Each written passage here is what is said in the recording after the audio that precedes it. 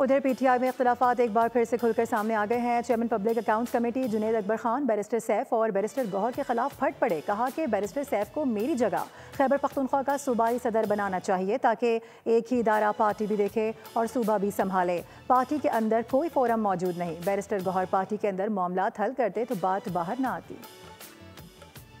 बोलना तो चाहिए, इंफॉर्मेशन सिक्योरिटी है हमारा, वो तो किसी एस्टेब्लिशमेंट के खिलाफ तो बोल नहीं सकता, तो अच्छी है। मैं उसकी राय का भी एहतराम करता हूँ, उसकी बात के साथ खड़ा हूँ और मैं तो समझ रहा हूँ कि बैरिस्टर साहब को मेरी जगह सूबाई सदर बनाया जाए ताकि एक ही जो है इदारा पार्टी भी संभाले और हुकूमत भी संभाले। जिस तरह हुकूमत चला रही है तो पार्टी भी, बैरिस्टर साहब अगर पार्टी के अंदर वो मामलात हल करते तो मीडिया पे हमारे पास फोरम क्या है, वहाँ तो सूबा है, उसका इख्तियार है, फंड बंद कर सकता है, ट्रांसफर कर सकता है, किसी को कॉल कर सकता है।